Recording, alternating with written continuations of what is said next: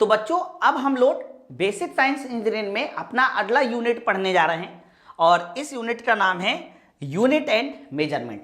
अभी मैंने यूनिट 1 पढ़ाया था जिसमें मैंने लीवर और सिंपल मशीन का कॉन्सेप्ट बताया था। अब हम लोग आज से स्टार्ट कर रहे हैं यूनिट 2। यूनिट 2 में हम लोगों को जो पढ़ना होता है बच्चा, वो पढ़ना है यूनिट एंड मेजरमेंट के बारे में, है ना। अब यूनिट एंड मेजरमेंट को हम लोग भी 3 चैप्टर में डिवाइड करके पढ़ेंगे। वो 3 चैप्टर कौन कौन से हैं उससे पहले मैं आपको बता दूं, यूनिट एंड मेजरमेंट में हम लोगों को बहुत सारा वर्नियर कैलिपर के बारे में समझना पड़ेगा कि वो कैसे मेजरमेंट करता है, साइन बार हो गया, ऐसे ढेर सारी जो मेजरिंग इंस्ट्रूमेंट है ना उनके बारे में पढ़ना है। साथ साथ वो जो इंटर में आप लोग SI CGS है ना, फंडामेंटल क्वांटिटी, उनके बारे में पढ़ना है और थोड़ा सा कह सकते हो वेक्टर के बारे में भी पढ़ना रहेगा। तो हम लोग ये देख लेते हैं कि यूनिट एंड मेजरमेंट में कितने चैप्टर हम लोग पढ़ने वाले हैं। तो यूनिट एंड मेजरमेंट में हम लोग 3 चैप्टर को पढ़ने वाले हैं। उनमें से सबसे पहला चैप्टर होगा सिर्फ यूनिट, दूसरा चैप्टर होगा स्केलर एंड वेक्टर और तीसरा चैप्टर होगा जिसमें हम लोग पढ़ेंगे मेनली मेजरमेंट को। ओके, तो चलो फिर आज का हमारा जो लेक्चर स्टार्ट होने जा रहा है, चैप्टर स्टार्ट होने जा रहा है, उसका नाम क्या है सर? उसका नाम है यूनिट। जैसे हमने देखो हम लोग यहाँ पर डिटेल सिलेबस की चर्चा कर रहे हैं। मैं आपको बताऊं, मैं चाहता तो इसको एक चैप्टर में पढ़ा के निकल जाता है, लेकिन मेरा मानना यह है कि हम लोग कोर्स को इस तरह से डिजाइन कर रहे हैं कि हर एक जो आपका चैप्टर है ना उसको भी अंदर चैप्टर ढेर सारे बना दे रहे हैं, यानी उसके अंदर भी 3 चैप्टर मैंने बना दिए। अब इस 3 चैप्टर में सिंगल ऐसा पॉइंट नहीं होगा जो छूट जाएगा, ठीक है। चलिए, तो हम लोग आज जो स्टार्ट कर रहे हैं वो पहला चैप्टर स्टार्ट कर रहे हैं इस यूनिट 2 का। उसका नाम क्या है? सिर्फ यूनिट, है ना, जिसको आप डायमेंशन भी कहते हो, मात्रक भी कहते हो, इस तरीके से। पहली हेडिंग सब लोग डालेंगे अपनी कॉपी में, सबसे पहला चैप्टर है यूनिट, और पहली हेडिंग सब लोग डालेंगे अपनी कॉपी में जिसका नाम है फिजिकल क्वांटिटी। कि भौतिक राशि बताइए किसको बोलते हैं, है ना। ये काफी ज्यादा इंपॉर्टेंट हेडिंग है क्योंकि इसी से पूरा खेल है। इसलिए भी इंपॉर्टेंट है क्योंकि ये हेडिंग समझ में आ रही तो आपको चीजें समझ में आ जा रही। तो पहली हेडिंग सब लोग डालेंगे अपनी कॉपी में, भौतिक राशि। अब भौतिक राशि सुनिए क्या होती है। भौतिक राशि की परिभाषा होती है कि वह राशि जिसे संख्या में व्यक्त किया जा सके। यस, मतलब भौतिक राशि वो राशि है जिसे किसमें व्यक्त किया जा सके सर? संख्या में व्यक्त किया जा सके और वह भौतिक के नियम का पालन भी करे सर, उसे भौतिक राशि कहते हैं। सर आपने कहा कि वह राशि जिसे संख्या में व्यक्त किया जा सके, बिल्कुल एकदम सही कहा। तो संख्या में व्यक्त करने वाली कौन कौन सी राशि हो सकती है? कहना बहुत सारी हो सकती है, जैसे कि फोर्स हो गया, कितने न्यूटन का बल लगाया तुमने, 10 न्यूटन, 20 न्यूटन, कितने न्यूटन का बल लगाया है। उसके अलावा कह सकते हो एक्सेलेरेशन हो गया सर, एक्सेलेरेशन को भी हम लोग संख्या में व्यक्त कर सकते हैं, समझ है ना। इसके अलावा कह सकते हो वेलोसिटी हो गया, इसे भी संख्या में व्यक्त कर सकते हैं। तो ये जितने भी मैंने टर्म बताया ना, इस सारे के सारे टर्म कह सकते हो संख्या में व्यक्त किए जा सकते, इसलिए सब भौतिक राशि है। अच्छा, किसे भौतिक राशि नहीं बोल सकते मैं बताता हूं, बताइए। किसी फूल की सुगंध, आप मुझे बताइए, किसी फूल की जो सुगंध है उसे क्या आप संख्या में व्यक्त कर सकते हैं? बताइए। मैंने कहा मैंने आज फूल सूंघा, सामने वाले ने पूछा कितने किलो फूल सूंघा, मतलब उसकी सुगंध कितने किलो थी, नहीं बता सकते यार, है। मान लीजिए एक कह सकते हो महिला की सुंदरता। आप मुझे बताइए महिला की सुंदरता को क्या हम लोग नंबर्स में बता सकते हैं? तुम 10 किलो सुंदर हो, सोचते देखिए कितना अजीब लगेगा चप्पल उतार के बारे रही आपको। इसके अलावा कह सकते हो कि मान लीजिए किसी आदमी का हैंडसम, कोई आदमी कितना हैंडसम है। तो ये सब ऐसी चीजें होती हैं जिन्हें हम नंबर में नहीं रिप्रेजेंट करते, और जिन्हें नंबर में नहीं रिप्रेजेंट कर सकते सर उन्हें हम भौतिक राशि नहीं कह सकते। अच्छा, कुछ चीजों को हम नंबर में रिप्रेजेंट कर सकते हैं, जैसे कि उम्र, एज। तो बताइए, हम लोग एज को नंबर में तो रिप्रेजेंट कर सकते हैं, नो डाउट। मैंने कहा तुम्हारी कितनी उम्र है, आज सामने वाले ने कहा 40 साल, ओके। बट उम्र जो है वो भौतिक के नियम का पालन नहीं करती, है ना। भौतिक के नियम के पालन का मतलब है कि एक फॉर्मूला होना चाहिए उम्र निकालने का, है। तो वो सब चीजें नहीं है। इसका मतलब ये है कि उम्र में एक नंबर में तो डिफाइंड होता है, बट ये फिजिक्स के नियमों का पालन नहीं करती, इसलिए उम्र को भी, एज को भी हम लोग भौतिक राशि यानी फिजिकल क्वांटिटी कंसीडर नहीं करेंगे। तो मेरे कहने का अर्थ यह है कि फिजिकल क्वांटिटी केवल उन्हीं क्वांटिटी को बोला जाएगा जिसे एक तो आप संख्या में व्यक्त कर सके और जिसे कह सकते हो जो भौतिक के नियम का पालन कर सके उसे क्या बोलते हैं सर? उसी को बोला जाता है भौतिक राशि, जैसे कि फोर्स, एक्सेलरेशन, वेलोसिटी, और भी बहुत सारी चीजें हो सकती हैं, काइनेटिक एनर्जी हो सकती है, बहुत सारी चीजें हो सकती है ना। तो आई होप आपको भौतिक राशि समझ में आ रही होगी। आगे बढ़ते हैं, नेक्स्ट स्लाइड की ओर बढ़ते हैं। अगली स्लाइड देखिए बच्चा, इस स्लाइड को बोलते हैं सिस्टम ऑफ यूनिट, मापन की पद्धति। सर ये मापन की पद्धति क्या होती है? अगर मैं पूछूं सिस्टम ऑफ यूनिट क्या है, तो अभी अभी मैंने एक परिभाषा डिफाइन की फिजिकल क्वांटिटी, और कहा कि फिजिकल क्वांटिटी एक ऐसी क्वांटिटी होती है जिसे हम नंबर में रिप्रेजेंट कर सकते हैं। तो कहना सर अगर आप इसे नंबर में रिप्रेजेंट कर सकते हो तो भाई इसको मापोगे कैसे, इसका मेजरमेंट कैसे करोगे? समझो बात को। जैसे कि मैंने कहा कि सर आज मैं 10 मीटर चला, तो 10 तो नंबर हो गया, लेकिन जो मीटर आपने आगे बताया, ये जो आगे क्या बताया मीटर, ये कैसे डिसाइड करेंगे? किलोमीटर है, मीटर है। तो बच्चा आगे जो हम लोग वर्ड लगाते हैं ना, वही वर्ड यहीं से निकल के आया है सिस्टम ऑफ मेजरमेंट, यानी मापन को हम लोग कैसे कितने सिस्टम में डिवाइड करने वाले हैं, इस बात को याद रखना। अब जब हम लोग मापन की सिस्टम की बात करते हैं कि बताइए मापन के सिस्टम कितने हैं, मेजरमेंट के सिस्टम कितने हैं, तो कहते हैं सर जब फिजिक्स बहुत ज्यादा कह सकते हो पढ़ी लिखी नहीं जा रही थी, एक हल्के फुल्के लेवल में ही पढ़ी जा रही थी, तो हम लोग ज्यादातर 3 चीजों का मापन करते थे। बहुत ज्यादा पहले फिजिक्स जब डेवलप नहीं थी तो हम लोग केवल और केवल 3 चीजों का ही मेजरमेंट करते थे। उनमें से एक था लंबाई, है ना, उसके अलावा दूसरा था द्रव्यमान, और तीसरा था तुम्हारा समय, लेंथ, मास और समय। तो बच्चा जब बहुत ज्यादा फिजिक्स डेवलप नहीं थी तो हम लोगों को मेन जो सबसे ज्यादा दिक्कत आ रही थी ना, वो इन 3 फिजिकल क्वांटिटी के मापन में आ रही थी कि लंबाई को कैसे नापे, द्रव्यमान को कैसे नापे और समय को कैसे नापे। बस समझो। हालांकि आगे और भी बहुत सारी, तापमान, लेकिन तापमान से उतना ज्यादा पहले के लोगों को उतना मतलब नहीं रहता था। अच्छा तुम ठंडी हो, अच्छा तुम गर्म हो, क्या मतलब मुझे। लेकिन हाँ लंबाई, तुमने आज 20 किलोमीटर चला, तुमने आज 20 मीटर चला, तो जब फिजिक्स शुरुआत में डेवलप नहीं थी बहुत ज्यादा, तो हम लोग जो क्वांटिटी की बात करते थे वो केवल और केवल 3 फिजिकल क्वांटिटी की बात करते थे। इसीलिए क्या हुआ बच्चा कि जब हमने सिस्टम ऑफ मेजरमेंट को समझा तो सबसे पहला जो सिस्टम ऑफ मेजरमेंट आया उसका नाम आया MKS। दूसरा जो सिस्टम ऑफ मेजरमेंट आया उसका नाम आया CGS, और तीसरा जो सिस्टम ऑफ मेजरमेंट आया उसका नाम आया FPS। बताइए, और ये तीनों में बात लंबाई, द्रव्यमान और समय की हुई है, लेंथ, मास और टाइम की हुई है। चलो MKS का मतलब बताइए। अगर मैं पूछूं MKS में बताइए M क्या है, K क्या है और S क्या है, जल्दी बताइए। तो कहना बड़ा आसान है सर। अगर MKS में अगर मैं पूछूं M क्या है, तो M का मतलब होता है बच्चा मीटर, K क्या है तो K का मतलब होता है किलोग्राम, और S क्या है तो कहना S का मतलब होता है सेकेंड। तो MKS में लंबाई को हम मीटर में मापते हैं, द्रव्यमान को किलोग्राम में मापते हैं, ऐसे लिखा, और समय को सेकेंड में मापते हैं, है ना। अच्छा CGS की बात करते हैं, तो कहना CGS में बताइए सर C क्या है, G क्या है और S क्या है। तो कहना ये भी बड़ा आसान है। CGS में जब भी कभी C की बात करेंगे तो बच्चा C का मतलब होगा सेंटीमीटर, G का मतलब क्या होगा ग्राम, और S का मतलब क्या होगा सेकेंड। समझते हैं ना।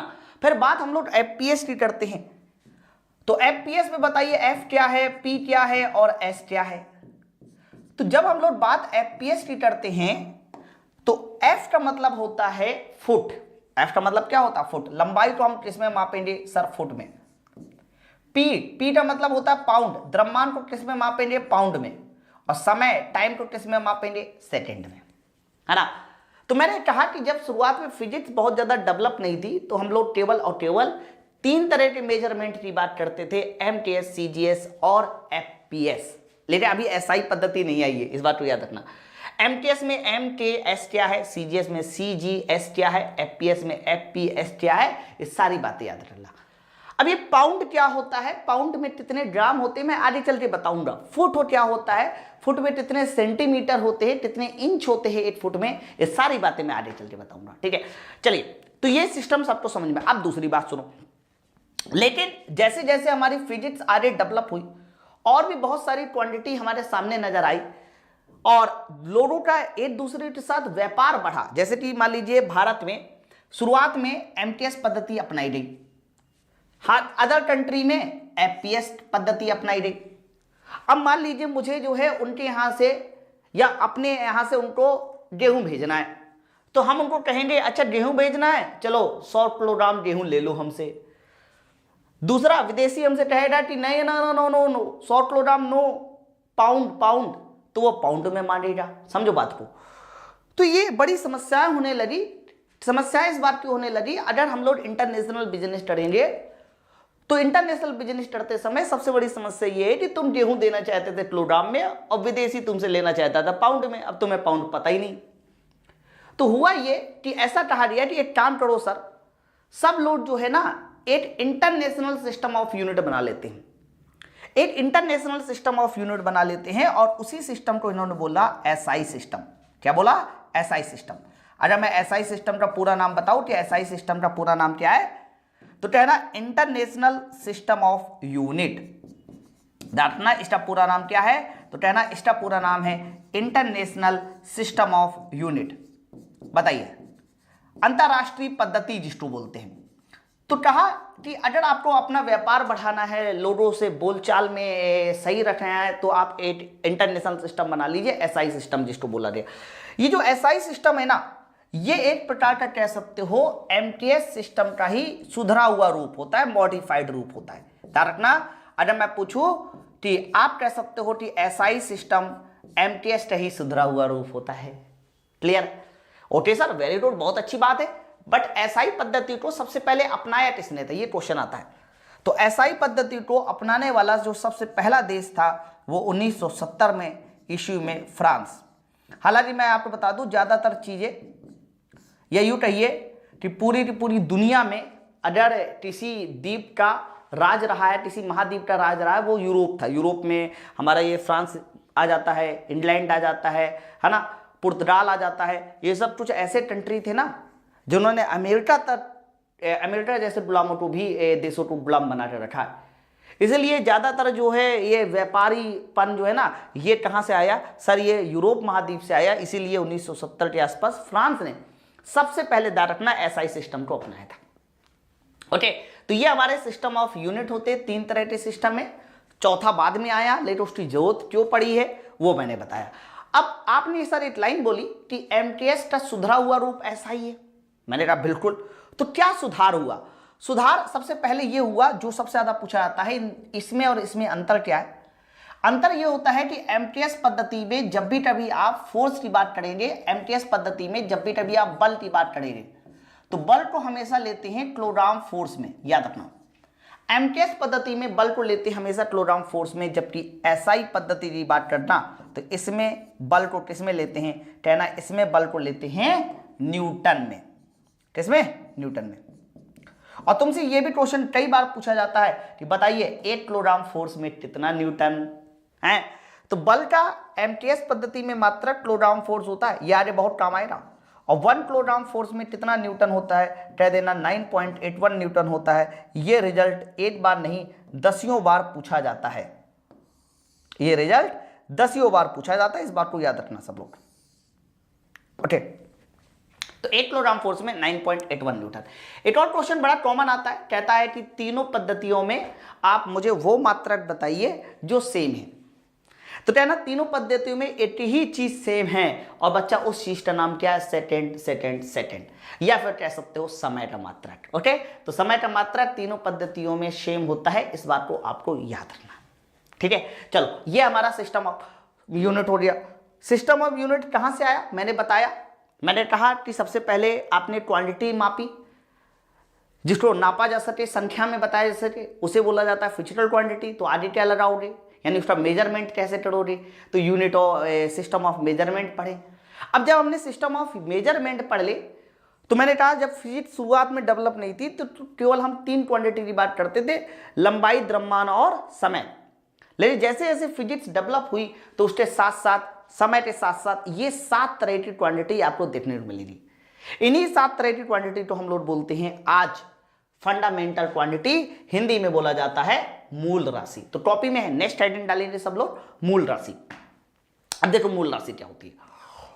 मूल राशि की परिभाषा ये होती है कि वो भौतिक राशि जिसको बनने के लिए, जिसके निर्माण के लिए अन्य किसी राशियों की आवश्यकता नहीं पड़ती, वो स्वयं में ही सक्षम है। देखो वे भौतिक राशि जो अपने मापन के लिए किसी अन्य भौतिक राशियों पर निर्भर नहीं होती। वह राशि जो अपने मापन के लिए किसी अन्य भौतिक राशि पर निर्भर नहीं होती। जैसे कि मैं बता रहा हूं, मुझे चाल मापनी है, तो चाल बराबर दूरी बटे समय। तो चाल निकालने के लिए मुझे दूरी भी चाहिए, समय भी चाहिए। चाल तुम्हारी भौतिक राशि नहीं है, फंडामेंटल क्वांटिटी नहीं है। क्यों नहीं है? क्योंकि चाल निकालने के लिए दूरी भी चाहिए, समय भी चाहिए, निर्भर कर रहा है ना, है ना। तो फंडामेंटल क्वांटिटी वो होती है जिसके मापन के लिए अन्य किसी भौतिक राशि की आवश्यकता नहीं है, अर्थात अन्य किसी भौतिक राशि पर निर्भर ना करे। The physical quantity which do not depend on any their physical quantity for their measurement are known as fundamental quantity. Sir fundamental quantity कितने तरह की होती है? तो कहना फंडामेंटल क्वांटिटी सर 7 तरह की होती है। शुरुआत में तो हमने 3 पढ़ा था, लेकिन मैंने कहा समय के साथ साथ आपको बढ़ना है 7 तरह की। वो 7 तरह की क्या होती है? सबसे पहली फंडामेंटल क्वांटिटी जो होती है बच्चा, उसको बोलते हैं लंबाई, द्रव्यमान, समय। ये 3 तो रहेगा ही रहेगा, है ना। फिर अगला तापमान भी आ गया, विद्युत धारा भी आ गई, ज्योति तीव्रता ल्यूमिनस इंटेंसिटी, और पदार्थ की मात्रा जिसको बोलते हैं मोल। ये 7 तरह की फंडामेंटल क्वांटिटी हमारे सामने आ रही। अच्छा, 7 तरह की फंडामेंटल क्वांटिटी आ रही, तो इन्हीं क्वांटिटी के जो मात्रक होते हैं उन्हें हम लोग मूल मात्रक कहते हैं, यानी फंडामेंटल यूनिट कहते हैं। और फिर इनकी विमा क्या निकालनी है, क्योंकि विमा तो निकालना ही पड़ेगा। तो विमा कैसे निकालोगे? विमा निकालते समय क्या उसका रिप्रेजेंटेशन होगा, वो आपको बताना है। लेकिन ये जो मैं बता रहा हूं ना, ये किसके अनुसार बता रहा हूं? कहना ये मैं बता रहा हूं एसआई सिस्टम के अनुसार। ये किसके अनुसार बताऊंगा? एसआई सिस्टम के अनुसार। ठीक है, तो फंडामेंटल जो क्वांटिटी डिफाइंड होती है वो एसआई सिस्टम के अनुसार ही बच्चा डिफाइंड होती है। इस बात को याद रखिएगा सब लोग। चलो बताइए, लंबाई। तो लंबाई का मूल मात्रक क्या बोला जाएगा? कहना लंबाई का मूल मात्रक देखो सर मीटर होगा, किलोमीटर मत कहना, और ना ही तुम्हें सेंटीमीटर कहना है। हम लोग यहाँ बात एसआई की कर रहे हैं। एसआई एमटीएस का सुधरा हुआ रूप है। द्रव्यमान भी बताइए, तो द्रव्यमान को कह सकते हो हम लोग किसमें शो करेंगे? किलोग्राम में। समय का बताइए किसमें शो करेंगे? समय का मात्रक सेकेंड। तापमान का एसआई यूनिट केल्विन होता है मेरे दोस्त, सेंटीग्रेड मत बताना। विद्युत धारा, सर धारा का मात्रक होता है एम्पियर, विद्युत धारा का एम्पियर। ज्योति तीव्रता, अगर बात ज्योति तीव्रता की करते हैं, देखो एक होता है पदार्थ की मात्रा जिसको हम मोल कहते हैं, लेकिन ज्योति तीव्रता आ जाए तो इसको हम लोग बोलते हैं कैंडिला। और पदार्थ की मात्रा की बात करते हैं तो पदार्थ की मात्रा को रिप्रेजेंट करेंगे मोल में, है ना, मोल में। तो इनके ये जो मैंने मान लिखे ना, ये सब मूल मात्रक है। चलिए विमा बताइए, तो कहना जब भी कभी बात लंबाई की आएगी, जब भी कभी बात किसकी आएगी सर? जब भी कभी बात आएगी लंबाई की, तो लंबाई को हम लोग हमेशा रिप्रेजेंट करेंगे एल से। हालांकि ब्रैकेट भी लगाते हैं, एल लिख लीजिए अभी फिलहाल। द्रव्यमान को किससे शो करेंगे सर? द्रव्यमान नहीं मिस्टेक हो रही है। लंबाई को हम लोग एम से, है ना, एम एल टी, मास को एम से, सॉरी लंबाई को एल से, फिर द्रव्यमान को एम से, ठीक है, और इसके बाद ये तुम्हारा समय को टी से। यानी लंबाई को जो लेंथ है उसको हम लोग एल से शो करेंगे, द्रव्यमान मास को एम से, और समय को टाइम को टी से। इसके बाद तापमान को थीटा से शो किया जाएगा, या फिर कुछ किताब वाले इसको के से शो करते हैं, केल्विन ले लेते हैं, या फिर थीटा, टी से नहीं। विद्युत धारा एम्पियर को ए से शो करेंगे, एम्पियर को ए से। ज्योति तीव्रता कैंडला का सी ले लेते हैं, और मोल, इसका हमें पूरा का पूरा मोल ही लिखना होता है विमा बनाते समय। तो विमा बनाते समय हमें किस अक्षर का यूज करना है वो भी आपको सीखना पड़ेगा। मैं फिर से बताता हूं, जब भी कभी आपको विमा बनानी है तो ध्यान रखना, लंबाई को हम लोग एल से, द्रव्यमान को एम से, समय को थीटा से, तापमान को समय को टी से, तापमान को थीटा या के से, और इसके बाद कह सकते हो विद्युत धारा को ए से, कैंडला को सी से, और इसके बाद अगला आता है पदार्थ की मात्रा को मोल से, है ना। तो ये रिप्रेजेंटेशन ना अभी सिंगल है, लेकिन जैसे ही हम लोग किसी और तरह की क्वांटिटी पढ़ेंगे तो हमें इनमें से किसी न किसी का यूज करना पड़ेगा, किसी न किसी का यूज करना पड़ेगा। हो सकता है कि 2-3 का यूज करना पड़े एक साथ, है कि नहीं। तो ये हमारा कह सकते हो फंडामेंटल क्वांटिटी थी, मूल राशि थी। आगे बढ़ते हैं, ये देखिए फंडामेंटल क्वांटिटी के बाद एक और तरह की क्वांटिटी आपको पढ़नी पड़ती है जिसको बोलते हैं कॉम्प्लीमेंट्री यूनिट, हिंदी में इसको बोलते हैं पूरक राशियां।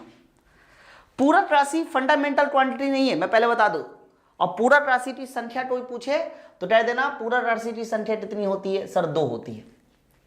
2 तरह की पूरक राशि, 2 तरह की कॉम्प्लीमेंट्री यूनिट होती है। उनमें से पहली राशि को बोला जाता है तुम्हारा कोड यानी एंगल, इसे क्या बोला जाएगा एंगल। और दूसरे को बोला जाता है घन कोड, दूसरे को बोला जाता है घन कोड, और घन कोड को बोला जाता है सॉलिड एंगल। क्या बोला जाएगा इसको, सॉलिड एंगल। तो 2 तरह की पूरक राशियां होती है, उनमें से एक होता है तुम्हारा एंगल और एक होता है सॉलिड एंगल। बच्चे जो एंगल मैंने कहा ना, ये हमेशा डिफाइंड होता है तुम्हारा 2D आकृतियों के लिए, मतलब जिनमें 2 डायमेंशन हो, जैसे कि सर्किल ये 2D आकृति है, लेकिन गोला 3D आकृति है कि नहीं। लेकिन घनकोण किस लिए डिफाइंड होता है सर, ये डिफाइंड होता है 3D आकृतियों के लिए, 3D आकृति। अब मैं आपको ये बता भी देता हूं, जैसे कि मैं आपके सामने एक सर्किल बनाते देखूं, मैंने मान लीजिए आपके सामने एक सर्किल बनाते दिखाइए। अब ये सर्किल का कोई भी सिरा सेंटर पे जो एंगल बनाएगा इसको आप एंगल थीटा कहोगे। मैंने सर्किल बनाया, सर ये जो थीटा है ना ये क्या है, तो कहना ये थीटा हमारा क्या है सर, ये थीटा तुम्हारा एंगल है, कोण है। लेकिन अगर यहीं पर मैं कोई सॉलिड बॉडी ले लेता, सॉलिड बॉडी, अब मेरे पास 3D वाले डायग्राम नहीं है, नहीं तो मैं बना के दिखाता। चलिए मैंने किसी तरह का कोई सॉलिड ऐसे बॉडी ले लिया, ये कोई सॉलिड बॉडी है। तो इस सॉलिड बॉडी द्वारा कहीं पर भी चारों तरफ से, ये चारों तरफ से जो एंगल बनता है बच्चा, ये एंगल मतलब चारों तरफ का मतलब सारे प्रोजेक्शन ले लीजिए, सारे प्रोजेक्शन ले लीजिए। तो ये जो एंगल बनता है, इस एंगल को ही हम लोग किस नाम से जानते हैं, कहना इसी एंगल को बोला जाता है बच्चा कौन सा एंगल सर, यही हमारा कहलाता है सॉलिड एंगल। हिंदी में इसको बोलते हैं घन कोण, है ना। तो किसी 2D आकृति द्वारा बनाया गया कोण एंगल और 3D आकृति द्वारा बनाया गया कोण सॉलिड एंगल। सर इनके मात्रक क्या होते हैं, तो कहना इनके मात्रक होते हैं क्रमशः रेडियन और स्टेरेडियन।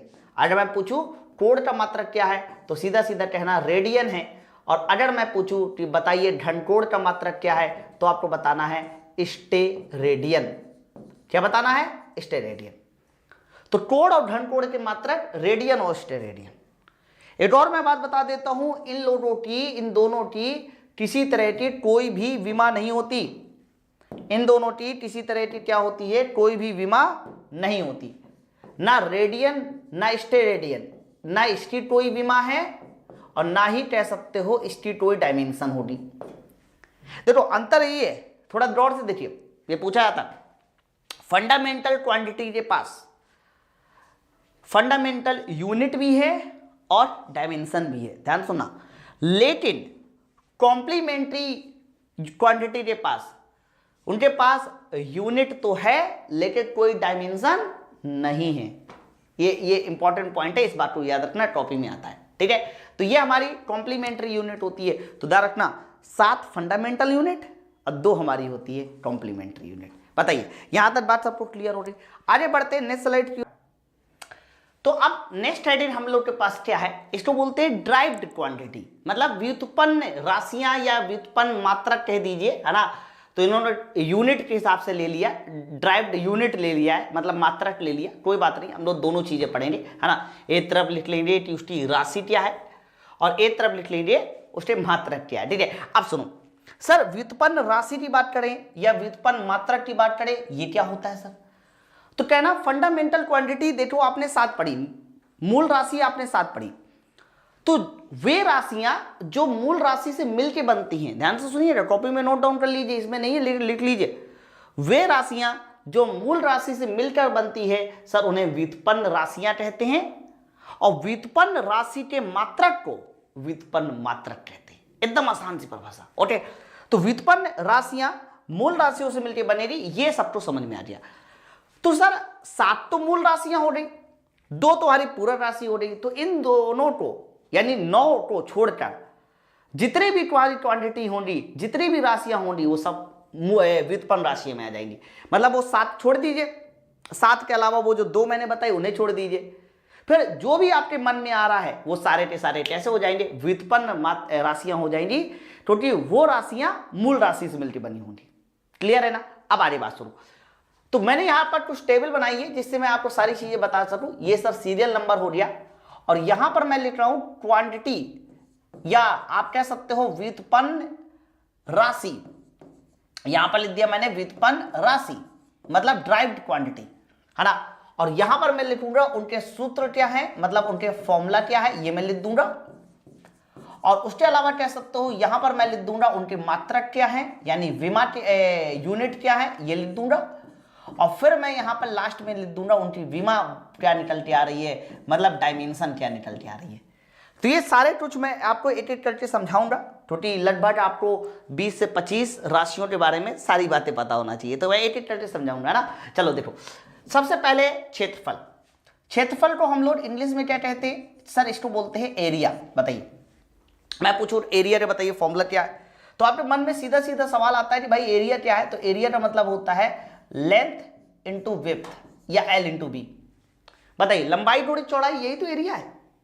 अगर लंबाई दूरी चौड़ाई तुम्हारा एरिया है, तो लंबाई का मात्रक मीटर, चौड़ाई का मात्रक मीटर, तो मीटर स्क्वायर। अगर मीटर स्क्वायर है तो मीटर को हम लोग एल से शो करते हैं, तो बताइए क्या हो जाएगा?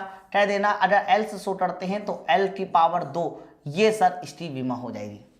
बताइए, मीटर को हम किससे शो करते हैं सर? एल से, तो एल की स्क्वायर हो जाएगा, है ना। चलिए अगला क्या है सर? अगला है आयतन। आयतन को बताइए इंग्लिश में क्या बोलते हैं? वॉल्यूम। अब मुझे बताइए वॉल्यूम का मात्रक या वॉल्यूम का फॉर्मूला सुनिए पहले क्या है। तो कहना length into width into height, LBH, यही तो होता है। अगर LBH है तो जल्दी बताइए इसकी यूनिट क्या हो जाएगी? तो कहना इसकी यूनिट हो जाएगी मीटर क्यूब। और अगर मैं डायमेंशन की बात करता हूं तो डायमेंशन हो जाएगा L की पावर 3, ये हो जाएगा। फिर बताइए वेलोसिटी। अब ये वेलोसिटी है, वेग, तो आप मुझे बताइए वेलोसिटी का मात्रा फॉर्मूला क्या होता है पहले? तो कहना अगर वेलोसिटी निकालना है तो ऊपर डिस्टेंस अपॉन टाइम, एक्चुअली में डिस्प्लेसमेंट अपॉन टाइम होता है, वो इतना मैटर नहीं करेगा। Displacement upon time velocity. Sir बताइए, ऊपर मीटर, नीचे टाइम सेकेंड, तो मात्रक क्या हो जाएगा? मीटर पर सेकेंड, ये इसका मात्रक हो गया। कॉपी में बनाते रहना ये सब चीजें। तो मीटर को हम लोग किससे शो करते हैं? एल से, और टाइम को सेकेंड को टी से, तो क्या हो जाएगा? LT की पावर -1। और -1 इसलिए हो रहा मेरे बच्चा, तो टी सेकेंड जो नीचे है सर वो कहाँ चला जाएगा? सर वो ऊपर चला जाएगा, है। देखो त्वरण, जिसको हम लोग ए कहते हैं या एक्सेलेरेशन कहते हैं, क्या बोलते हैं? एक्सेलेरेशन। तो एक्सेलेरेशन मतलब त्वरण। और आपसे मैं पूछूं कि बताइए एक्सेलेरेशन यानी त्वरण का फॉर्मूला क्या होता है? तो कहना change in velocity upon change in time. Sir ये एक्सेलेरेशन हो गया। आप मुझे बताइए, अगर ये एक्सेलेरेशन है तो चेंज इन वेलोसिटी ऊपर है, मीटर पर सेकेंड ऊपर है, और पर सेकेंड और है, तो मीटर पर सेकेंड तो मीटर पर सेकेंड स्क्वायर हो जाएगा। विमा की बात करेंगे तो LT की पावर -2, LT की पावर -2, ये हो जाएगा। ओके, और देखो बल, फोर्स। आप मुझे बताइए फोर्स का क्या मात्रक होगा या फॉर्मूला पहले बताइए। तो फोर्स का एक सिंपल सा फॉर्मूला होता है M × A। तो यहीं से पूरी क्लियर हो गया। M मतलब किलोग्राम, द्रव्यमान, और A मतलब मीटर पर सेकेंड स्क्वायर। तो M का मतलब किलोग्राम होता है बच्चा, तो किलोग्राम, और इंटू A भी है तो आगे हो जाएगा मीटर और पर सेकेंड स्क्वायर, किलोग्राम मीटर पर सेकेंड स्क्वायर। हालांकि इसी को हम लोग किस नाम से जानते हैं? किलोग्राम मीटर पर सेकेंड स्क्वायर। इसी को हम लोग एक नाम से और जानते हैं, इसी को बोला जाता है न्यूटन। बताइए, लेकिन विमा याद करने के लिए मैंने ऐसे लिखा किलोग्राम मीटर पर सेकेंड स्क्वायर। देखो मीटर पर सेकेंड स्क्वायर LT -2, आगे किलोग्राम लगा हुआ है, इसलिए बल की विमा हो जाएगी MLT -2। सर बल की विमा हो जाएगी mL_T-2, ये हमारा बल की विमा हो रही। बताइए, तो इन 5 के बारे में याद हो जाएगा। देखो मैं आपको बता दूं, मैं लगभग 25 विमा के आसपास आपको बताने वाला हूँ, लेकिन वो सारी की सारी नहीं याद करनी है। हाँ, उनमें से कुछ याद करनी है, जैसे कि इधर की तो पूरी याद होनी चाहिए। हैं, ये बेसिक बीमा है। Area L2, volume L3, wait LT-1, त्वरण LT-2 और बल, ये तो सबसे ज्यादा इंपॉर्टेंट है क्योंकि डायरेक्ट न्यूटन हर जगह मिलेगा चच्चा। तो न्यूटन की बीमा या बल की बीमा होती है mL_T-2, mL_T-2। क्लियर है? तो ये पांचों बीमा आपको डायरेक्ट याद होनी चाहिए। आगे बात करते हैं, नेक्स्ट स्लाइड में आइए। हाँ, अब आ गया ऊर्जा। ये 7 से लेके 6 से लेके 11, इसको भी सुनो जल्दी से। इनमें से कुछ बीमाएं मैं आपको याद कराऊंगा। अब देखो, ऊर्जा मतलब आपकी बात हो रही है एनर्जी की, और कार्य मतलब वर्क, तो एनर्जी और वर्क की बात हो रही है। तो बच्चा मेरे ये बताओ, एनर्जी हो चाहे कार्य हो, चलिए मुझे बताइए, कार्य बराबर क्या होता है? बल गुणे विस्थापन होता है। तो मुझे बताइए इसका मात्रक क्या हो जाएगा? तो कह देना न्यूटन मीटर। और न्यूटन मीटर को ही हम लोग बताइए किस नाम से जानते हैं? सर इसी को बोला जाता है जूल, बोलते हैं ना। लेकिन विमा क्या होगी? तो कहना न्यूटन की तो विमा आपने बताई है मुझे, मैंने पहले भी कहा न्यूटन याद कर लो, मैं एक बार नहीं 2 बार बोलूंगा। mL_T-2, mL_T-2, mL_T-2। तो अगर न्यूटन mL_T-2 है, mL_T-2 है, लेकिन मीटर तो और आ गया, तो mL_T-2 की जगह पे मीटर और आ जाने की वजह से mL_T-2 हो जाएगा। तो कह सकते हैं कि चाहे तुम्हारा एनर्जी हो, चाहे कार्य हो, चाहे किसी तरह की कोई ऊर्जा हो, हाँ, इसकी विमा हमेशा mL_T-2 होता है। बताओ, तो आप इसको ऐसे याद करो, न्यूटन mL_T-2, लेकिन जूल mL_T-2। ओके, चलो आगे देखिए। सर इसके बाद मैं बलाढूढ़ बताऊंगा। पहले बलाढूढ़, सर बलाढूढ़ को क्या बोलते हैं? सर इसको इंग्लिश बोलते हैं टॉर्क। क्या बोला जाता है? टॉर्क। तो आप मुझे बताइए, टॉर्क बलाढूढ़ का फॉर्मूला क्या होता है? कहना बलाढूढ़ का फॉर्मूला होता है बल इंटू दूरी, बल इंटू एक्सिस से दूरी। दूरी होने की वजह से ये भी सर न्यूटन मीटर होगा, और न्यूटन मीटर है तो बलाढूढ़ की विमा भी mL_T-2 होगी, mL_T-2 होगी बलाढूढ़ की विमा। चलिए, तो बात समझे ना। तो बलाढूढ़ हो गया, ऊर्जा हो गया, किसी भी तरह की ऊर्जा, कार्य हो गया, इनकी विमाएं आपस में बराबर होती है, mL_T-2 होती है। ठीक है। और देखिए सर, संवेग की अब बात करते हैं। देखो, संवेग हो चाहे आवेग हो, संवेग हो चाहे आवेग हो, संवेग को इंग्लिश बोलते हैं मोमेंटम। क्या बोला जाएगा? मोमेंटम। और आवेग की बात करते हैं तो आवेग को इंग्लिश में क्या बोलते हैं? Impulse, impulse. तो भाई मेरे, संवेग हो चाहे आवेग हो, मैं दोनों का फॉर्मूला भले ही अलग अलग बताऊं आपको, बस एक मिनट सुनिए। देखो, संवेग परिवर्तन का फॉर्मूला होता है, या संवेग का फॉर्मूला P बराबर होता है m/v। ओके, बट आवेग I का फॉर्मूला होता है संवेग में परिवर्तन। I का फॉर्मूला होता है संवेग में परिवर्तन। ठीक है। तो आप मुझे बताइए, अगर ये m/v है और संवेग में परिवर्तन इंपल्स होता है, तो दोनों के मात्रक बराबर हो जाएंगे ना भाई। तो आप मुझे बताइए, m/v, m का मतलब कह देना, m का मतलब हो गया किलोग्राम, और वेलोसिटी का मतलब हो गया मीटर पर सेकेंड। सेम तरीके से ये भी किलोग्राम, वेलोसिटी का मतलब हो गया मीटर पर सेकेंड। सर विमा बताइए, कह रहा किलोग्राम मतलब m, और मीटर पर सेकेंड का मतलब LT-1, तो mL_T-1। सेम तरीके से यहां पर भी विमा mL_T-1, mL_T-1। तो याद रखना, संवेग और आवेग दोनों की विमाएं भी बराबर होती है, दोनों का मात्रक भी बराबर होता है। किलोग्राम मीटर पर सेकेंड, संवेग का ये जो किलोग्राम मीटर पर सेकेंड है ना बच्चा, इसी को हम लोग एक नाम से और जानते हैं, इसी को हम लोग कई बार बोलते हैं न्यूटन सेकेंड। याद रखना, इसी को हम लोग किस नाम से जानते हैं? कहना इसी को बोला जाता है न्यूटन सेकेंड, है ना। अब ये न्यूटन सेकेंड कहां से आया सर, मैं बताता हूं। देखो आपको पता है संवेग में परिवर्तन की दर किसके बराबर होती है, बल के बराबर होती है। बताइए, अगर मैं संवेग में परिवर्तन पूछूं तो बल गुणे समय हो जाएगा। तो एक तो फॉर्मूला ये याद कर लो और दूसरा याद कर लीजिए कि संवेग में परिवर्तन जो होता है वो बल गुणे समय होता है। एक ये याद कर लीजिए। तो न्यूटन इंटू सेकेंड हो गया ना, समझो। और वह या फिर न्यूटन का मान रख दो यहां पर, जो मैंने अभी पहले पढ़ाया था, आ जाएगा, है ना। तो लेकिन मैं फिर से बता दूं, ये विमा आपको याद नहीं करनी है, ये निकालना वहीं पर, ठीक है। चलिए दाब की विमा सुनिए, प्रेशर जिसको बोलते हैं, हाँ ये विमा याद करनी पड़ेगी, प्रेशर की विमा याद करनी पड़ेगी। और ये क्या है सर, सर ये शक्ति मतलब पावर हो गया। ओके, तो आप मुझे बताइए दाब, अगर मैं दाब के बारे में पूछूं कि भाई दाब का फॉर्मूला क्या होता है, तो कहना दाब का फॉर्मूला होता है फोर्स अपॉन एरिया।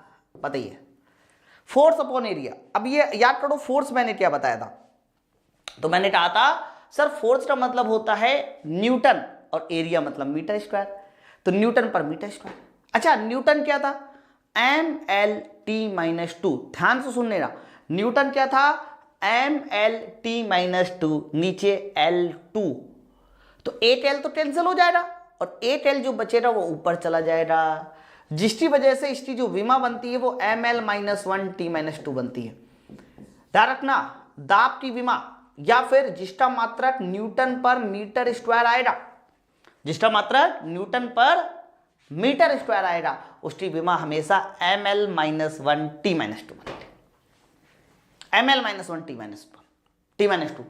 ओके, अब इस बात को पहले समझो ध्यान से। देखो मैं आपको बताऊं, मैं साइड में थोड़ी सी कैलकुलेशन कर रहा हूं, हालांकि मैं कैलकुलेशन को हटा भी दूंगा थोड़ी देर बाद। देखो ध्यान से सुनना चाहिए जो मैं बता रहा हूं। देखो 8 आया MLT-2, 8 आया ML2T-2 और 8 आया है ML-1T-2। तीन विमा सबसे ज्यादा पूछी जाती है और ये डायरेक्ट याद होनी चाहिए।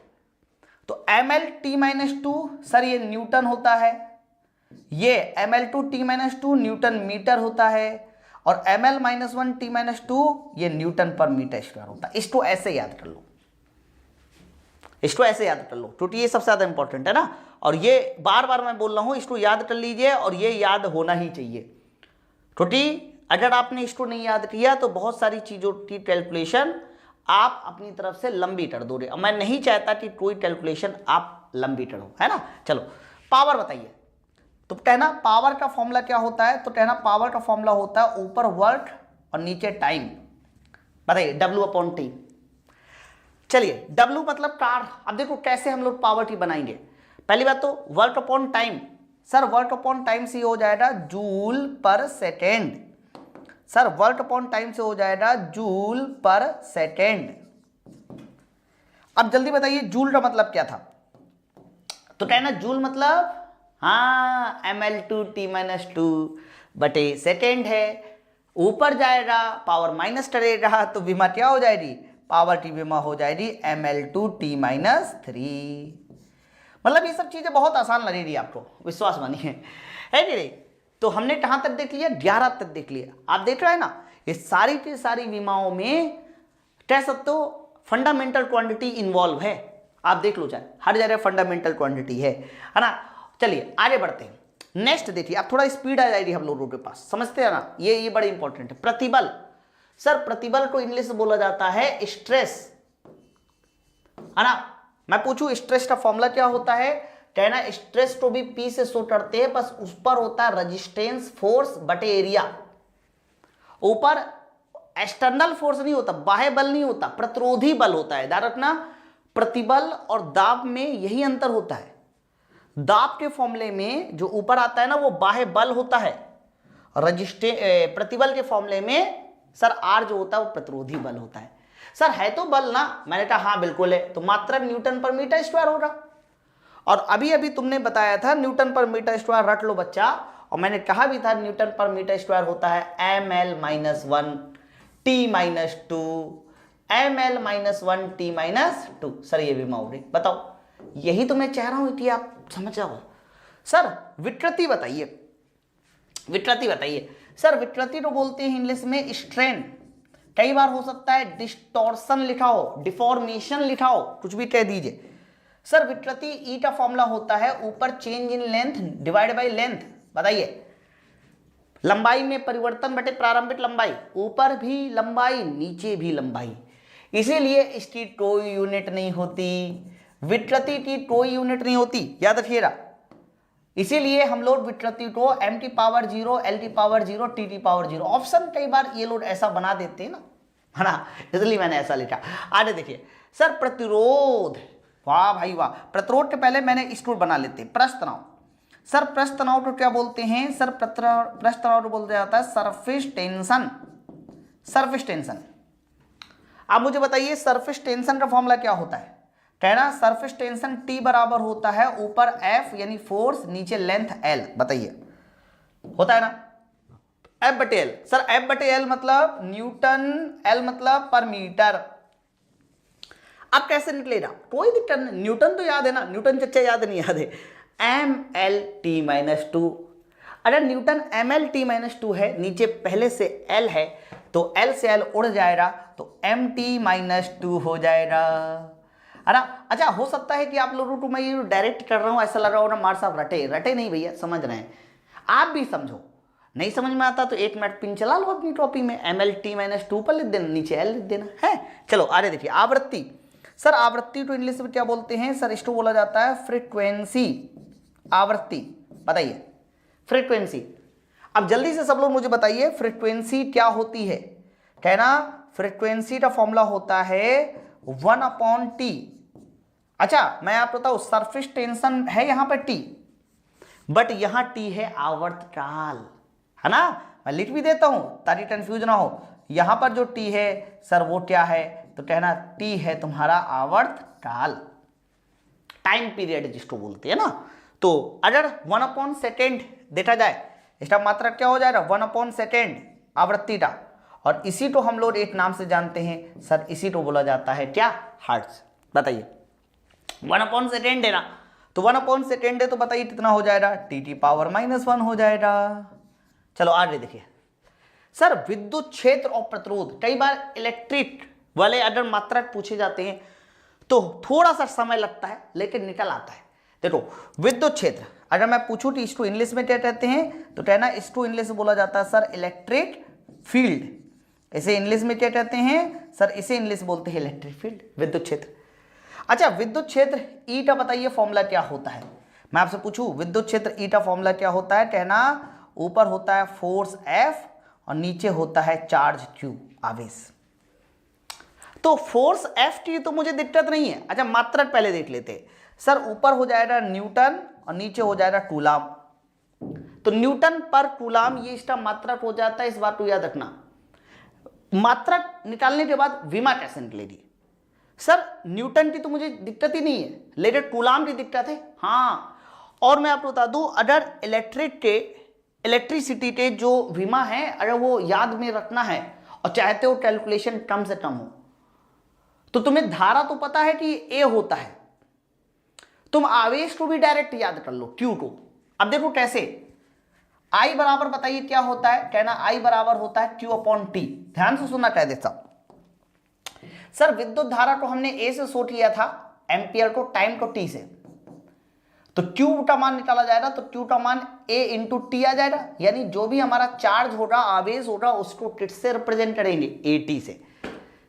ये याद कर लो पहले, ये याद कर लो कि सर क्या याद करना है? विद्युत धारा कहीं मिले तो उसे I लिखिए, A लिखिए, लेकिन कहीं आवेश मिले तो उसे AT लिखिए। क्या लिखिए? AT। अब सवाल में कुछ बचा ही नहीं यार। हाँ अब तो कुछ बचा ही नहीं। देखो सर न्यूटन चच्चा बताइए क्या थे?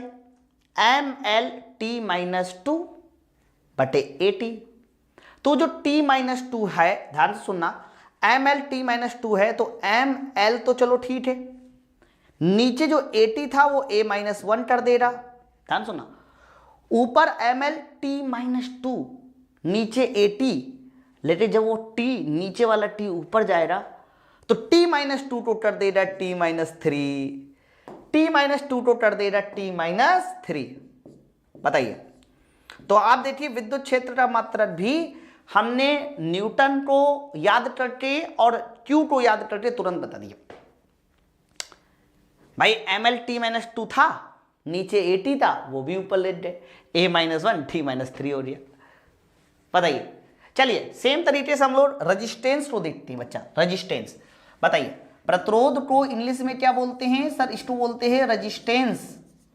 बताइए, अब रेजिस्टेंस की चर्चा करते हैं सर, रेजिस्टेंस कैसे निकले? और आसान तरीके से निकालना भाई, हमें जितना भी हो सके उतना आसान तरीके से निकालना है, गड़बड़ी नहीं करनी किसी जगह पे, ताकि हम लोग जल्दी से जल्दी निकाल सके। ठीक है सर, तो रेजिस्टेंस का आर का जो फॉर्मूला होता है, अगर मैं पूछूं आर का बढ़िया फॉर्मूला क्या है जिससे मैं आसान तरीके से निकाल सकूं, तो आर बराबर होता है, कितना होता है सर? आर बराबर होता है V/I, वोल्टेज अपॉन करंट। सुन रहा है नहीं सुन रहा? बताइए, वोल्टेज अपॉन करंट, यही तो क्या सर वोल्टेज की विमा निकालनी पड़ेगी? अब विमा निकाल लो या तो फॉर्मूला रख लो वोल्टेज का।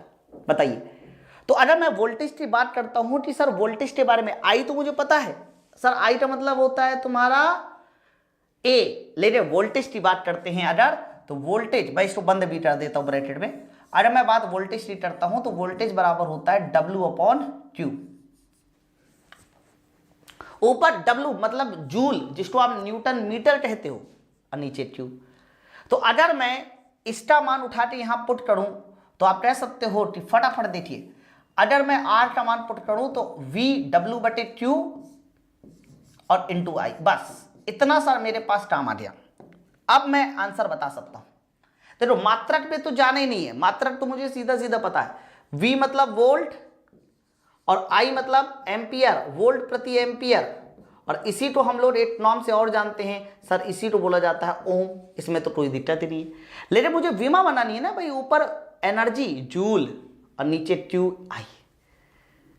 अब मेरे लिए थोड़ा आसान हो जाएगा। क्यों आसान हो जाएगा मैं बताता हूं, ध्यान से सुनना। देखो, W का मतलब क्या होता है सर? W का मतलब होता है mL2T-2, क्योंकि एनर्जी होता है, चार्ज होता है। Q का मतलब क्या होता है सर? Q का मतलब होता है AT। I का मतलब क्या होता है सर? I का मतलब होता है A। आई होप आपको समझ में आ रहा होगा कि हमने W का वर्क, Q का AT और I का A रख दिया। चलो, अब तो मुझे दिखाई दे रहा है ना क्या हो जाएगा सर? mL2 तो साफ साफ होगा, mL2 तो साफ साफ होगा, और इसके बाद कह सकते हो कि A⁻⁻2 भी होगा और T⁻⁻3 भी होगा। mL2 साफ साफ होगा, A⁻⁻2 होगा, T⁻⁻3, है ना? तो मैं इसको हटा देता हूं ताकि आपका पीपीटी बहुत अच्छी बनी रहे है। तो मैंने समझाया भी, ये मान कैसे निकाला है आपको, वो बात आपको क्लियर हो। ये रेजिस्टेंस की विमा सबसे कठिन मानी जाती है, लेकिन आप गौर से देखिए, उसकी भी विमा हमने छोटे छोटे टर्म को इकट्ठा करके बता दिया कि क्या होती है ना? चलो और आगे देखिए, विद्युत विभव। अब देखो, विभव तो कह रहा है बच्चा तुम पहले क्यों नहीं आए, विभव थोड़ा सा पहले आ जाता शायद हमारी मदद हो जाती, कोई बात नहीं सर। विद्युत विभव V बराबर होता है W/Q। बताइए, इसे हम लोग क्या बोलते हैं सर? इसको बोलते हैं potential, electric potential, electric potential. अब विद्युत विभव V बराबर देखो सर W/Q होता है, सबको पता है ना? मात्रक क्या हो जाएगा? कह देना जूल प्रति कूलाम, और जूल प्रति कूलाम को ही हम लोग नाम से जानते हैं, वोल्ट भी कहते हैं इसको। बताइए, अब तो याद हो जाएगा ना? देखो, अब कैसे इसकी विभव निकालेंगे विद्युत विभव की?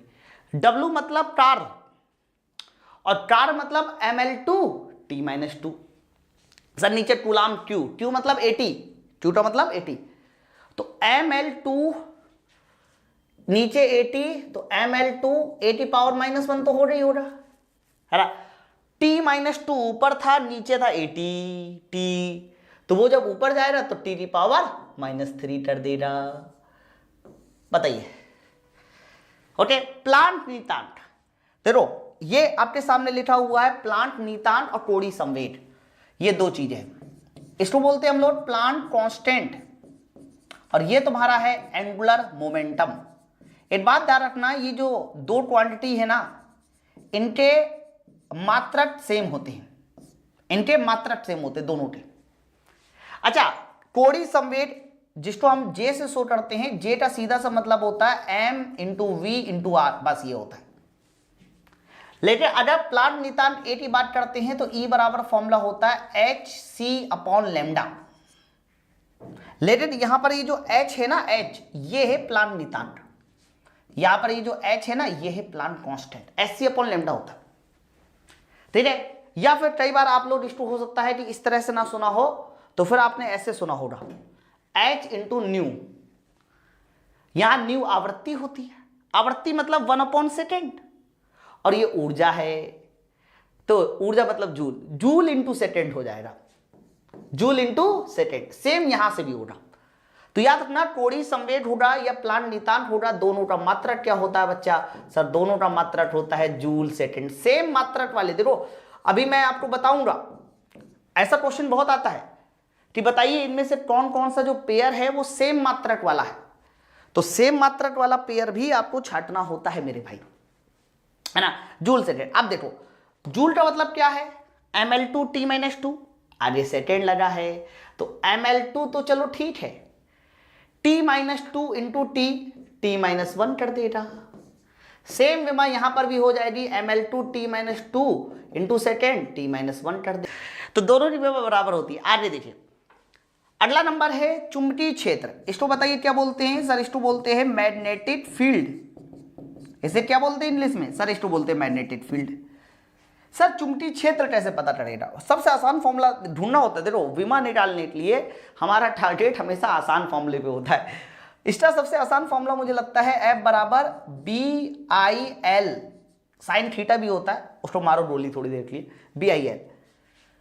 तो यहां से अगर मैं बी का मात्रक पूछ रहा हूं, यहां से मैं किसका मात्रक बोल रहा हूं? बी का, ये फॉर्मूला होता है।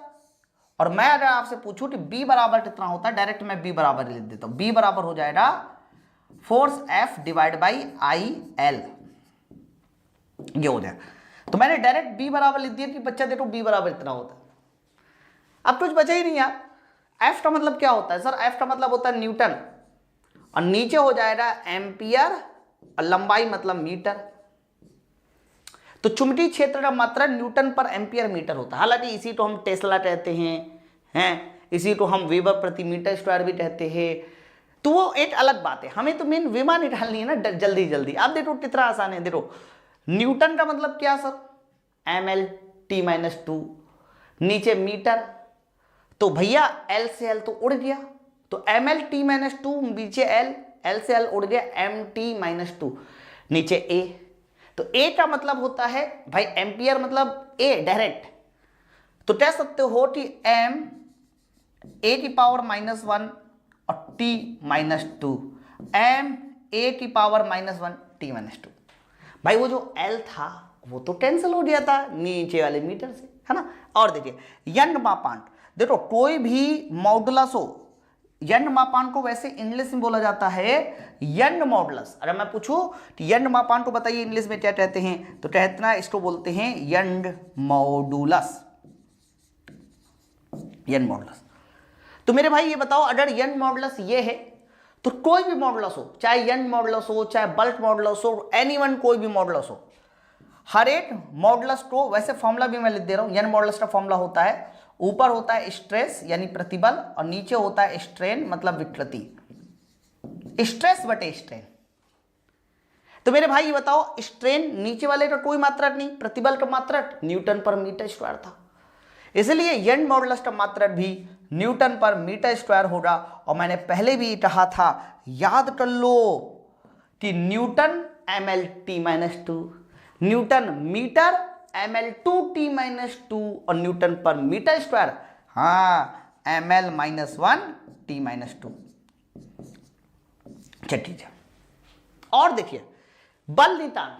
सर बल नितांक इसे बोलते हैं इंग्लिश में फोर्स कांस्टेंट। इसे इंग्लिश में क्या बोलते हैं? कहना इसे इंग्लिश बोलते हैं फोर्स कांस्टेंट। देखो तो आप मुझे बताइए फोर्स कांस्टेंट के बराबर क्या होता है? कहना फोर्स कांस्टेंट के बराबर होता है spring force divide by displacement, F/x। Sir F क्या होता है? सर F होता है न्यूटन, और डिस्प्लेसमेंट मतलब मीटर, न्यूटन पर मीटर है, ml/t-2 बटे मीटर L। तो सर इसकी विमा हो जाएगी mt-2। तो इनमें से कोई भी विमा आपसे पूछी जाए मैं गारंटी लेता हूं इससे ज्यादा विमा आपके एग्जाम में नहीं आ सकती, और आई भी तो मैंने आपको तरीके बताए हैं बीच बीच में कि हम लोग कैसे तरीके से किसी भी बीमारी को शॉर्ट तरीके से निकाल सकते हैं। बस वो तरीका लगाइए। न्यूटन याद करो, न्यूटन मीटर याद करो, न्यूटन पर मीटर स्क्वायर याद करो, है ना। फिर मैंने कहा था इलेक्ट्रिसिटी के लिए दो चीजें जरूर याद कर लो, एक तो विद्युत धारा का ए और चार्ज क्या बोलते हैं उसका Q का AT। बस इससे हम सारी की सारी विमा ठट से निकाल देंगे। तो मैंने जो अभी 23 विमाएं आपको निकाल के दिखाई, इनमें से बहुत सारी विमाएं ऐसी थी जो बराबर भी थी। जैसे कि आप देखिए यहाँ संवेद आवेद बराबर है, ऊर्जा कार बलाढूढ़ बराबर है। यहाँ दाब को देखिए, दाब के बाद यहाँ प्रतिबल देखिए, यहाँ पृष्ठ तनाव को देखिए, पृष्ठ तनाव के बाद बल नितांक को देखिए, समझो। तो बहुत सारी ऐसी भी चीजें हैं जो यहां पर विमाएं जिनकी बराबर है, मात्रक बराबर है। तो अगर विमाएं और मात्रक बराबर है तो हम लोगों को उन पेयर को, उन जोड़ों को एक बार समझना पड़ेगा कि कौन कौन से ऐसे जोड़े हैं जिनके मात्रक और विमाएं बराबर होते हैं। ठीक है, अब ये आपको ज्यादा कठिन नहीं लगेगा, विश्वास बनिए। अरे जैसे कि मैं बताऊं, पहला क्या लिखा है सर? पहला है ऊर्जा मतलब एनर्जी, कार मतलब वर्क, और बलाढूढ़ टॉर्क। याद कीजिए इन तीनों का अगर मैं मात्रक पूछूं तो कहना इन तीनों का मात्रक न्यूटन मीटर था। इन तीनों की विमा क्या थी सर? ml2t-2। अब ये तो याद हो गया होगा भैया आपको, हैं? सर भार और बल के बारे में बताइए, भार और बल के बारे में बताइए। कहना भार का मतलब वेट होता है और बल का मतलब क्या होता है सर? बल का मतलब फोर्स होता है। इन दोनों का मात्रक क्या होता है? कहना इन दोनों का मात्रक होता है न्यूटन, और इन दोनों की विमा क्या हो जाएगी? तो न्यूटन चच्चा थे mlt-2, mlt-2। ये देखो संवेग और आवेग मतलब मोमेंटम और इंपल्स।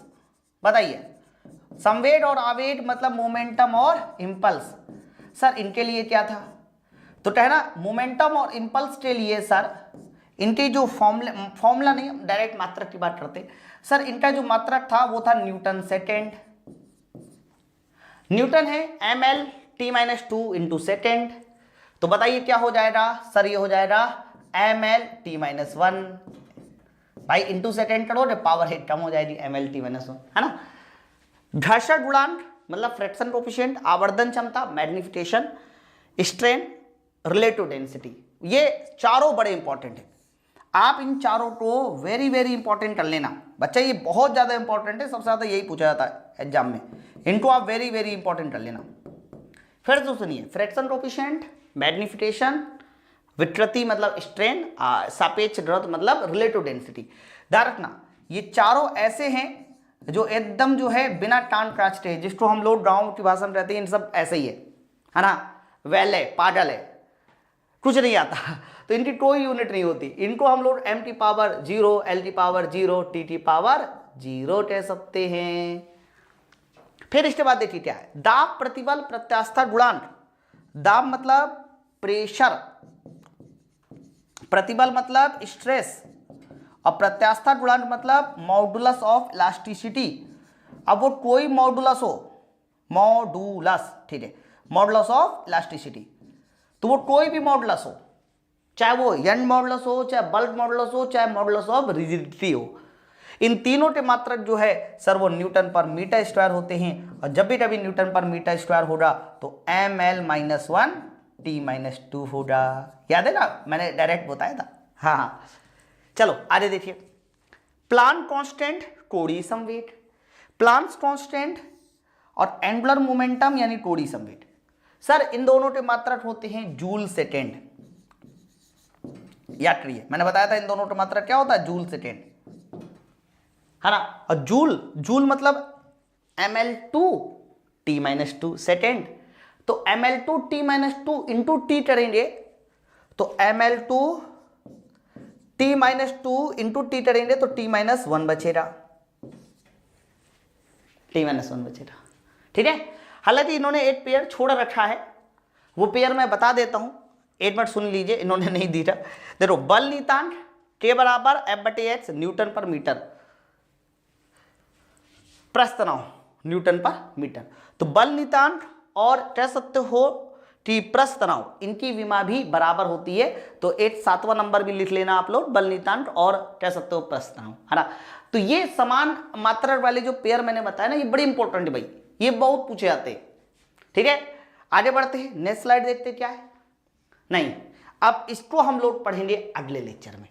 तो अभी तक हम लोग का यूनिट वाला जो चैप्टर चल रहा था, इसका यहाँ से लेक्चर 1 खत्म हो गया। मिलते रहेंगे, मतलब हम लोग इसको 2 से 3 लेक्चर में खत्म करेंगे। डिटेल कंटेंट हम लोग पढ़ रहे हैं। फिलहाल इस लेक्चर को पढ़िए, नोट्स बनाइए, और उसके साथ साथ अगर कोई डाउट होता है तो एक Q&A सेक्शन होता है वहाँ पर, वहाँ जाके आप मुझे कमेंट कर सकते हैं। नहीं तो आप मेरा नंबर भी लिख लो 85 45 94 49 47, आप मुझे डायरेक्ट मैसेज कीजिए, सर मुझे ये नहीं समझ आया। ठीक है, फिर भी अगर आपको बहुत अच्छा लगता है तो इसके बगल में असाइनमेंट है, यानी ये मैंने पहले पूरा डलवा दूंगा। उसके बगल में रेटिंग का ऑप्शन होगा, उसमें रेटिंग जरूर कीजिए कि आपको क्लास कैसी लगी। ठीक है, थैंक यू वेरी मच।